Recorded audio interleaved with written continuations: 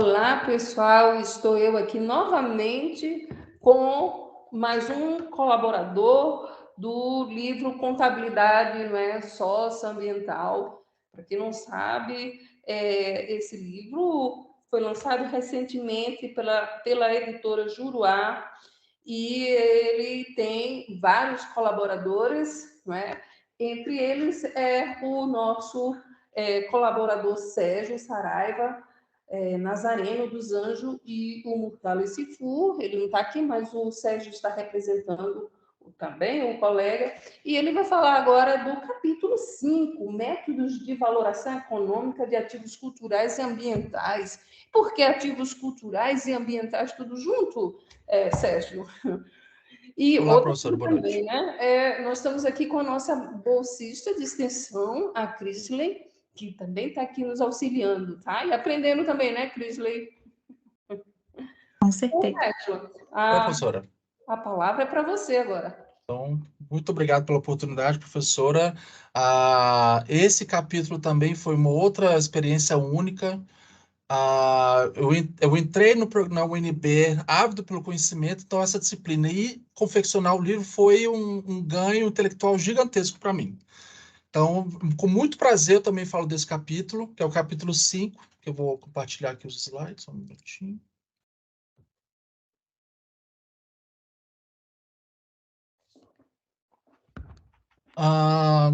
Esse capítulo ele apresenta a base teórica para atribuir valor monetário a bens de caráter cultural, histórico e ambiental.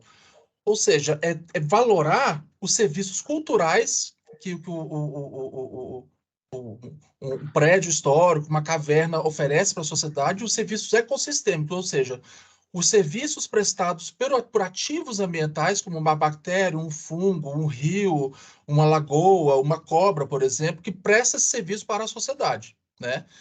Ele também é um reforço à consciência ambiental, competitividade entendo eu que esses métodos e essa contextualização do livro favorecem o desenvolvimento de planos de negócios e para gerar vantagem competitiva às empresas, em geral. Ela gera uma conexão com as ciências contábeis ao propor solucionar gargalos no reconhecimento contábil de ativos culturais e ambientais e ampliação conceitual do tema. Então, o capítulo apresenta os conceitos, o tratamento contábil desses ativos e os conceitos de valoração econômica e dos métodos de função-demanda, que se aplicam aos ativos culturais e ambientais. Aí a professora pergunta, por que culturais e ambientais? Eles têm uma similaridade muito grande pela uma certa intangibilidade ou uma falta de dados para ter um reconhecimento contábil adequado no fluxo de caixa, no balanço anual. Então, o que é o ativo cultural? De forma bem curta. É qualquer coisa disponível para a sociedade que apresente uma coisa de valor histórico ou que mostre os hábitos culturais de uma sociedade. Uma igreja antiga, uma caverna, cachoeira. Uma praça, não é? Uma praça. Sim, não precisa ir nem muito longe. Uma praça, uma coisinha mais pequena, ou um jardim japonês que tem uma representatividade alta. E tentar, a proposta da valoração é tentar chegar a um valor monetário desse serviço prestado pelo esse ente cultural, ou seja, dessa estrutura cultural, né? O ativo ambiental, um conceito já existente do IAS 41, são de animais e plantas vivos. Só que o capítulo apresenta um conceito mais amplo, englobando todos os entes de um ecossistema, ou seja, os micro-organismos, plantas, animais vivos ou mortos, que eles também compõem um ecossistema, rios e todo ambiente da área. Qual que é a ideia da valoração?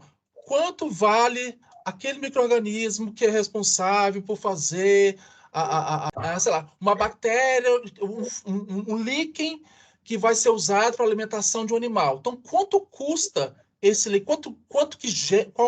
Qual o valor monetário do serviço prestado por esse líquen para o ecossistema?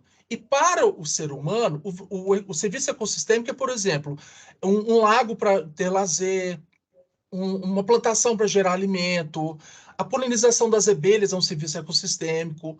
Então, puxando o exemplo da abelha, como gerar um valor monetário para o trabalho das abelhas na polinização das plantas? Sem polinização, você não tem alimento. Você não tem os cultivos que a gente tem hoje no país, de soja, milho, algodão e agricultura familiar.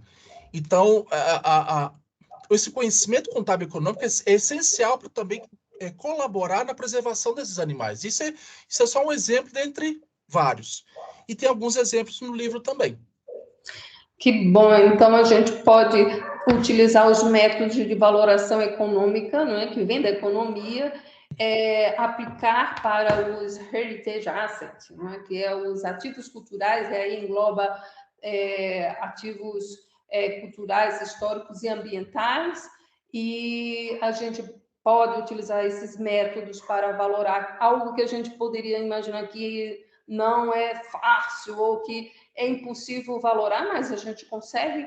E aqui a gente tem os conceitos básicos. E esses conceitos básicos permitem que você vá atrás, né, de um estudo mais aprofundado e faça a valoração, por exemplo, do trabalho que uma abelha faz, que ela faz um trabalho econômico que as pessoas nem têm ideia, ou um benefício que uma cachoeira pode trazer economicamente, né? Ou a preservação de uma floresta, ou a utilização de um rio, enfim. Então, nesse capítulo que você tratou aí com o Murtala, é um capítulo interessante porque as pessoas podem aprofundar mais e saber como valorar esses ativos.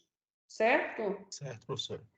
E tem outra coisa também que eu acho nesse trabalho de vocês interessante que as pessoas não sabem, não é? Por exemplo, o que aconteceu em Brumadinho? Um exemplo clássico, o que se perdeu ali, a gente não sabe qual o valor, não é? Eu sei que é difícil estimar uma perda de toda uma história, não é? de toda uma cidade, ali teve vidas, ali teve histórias, ali teve um monte de outras coisas, e o próprio Ministério Público não sabe como gerar uma multa se não conhece as técnicas de valoração. Então, é uma temática que ainda vai crescer bastante, principalmente com essa história de pegada de crédito de carbono, né? Isso, custo de oportunidade.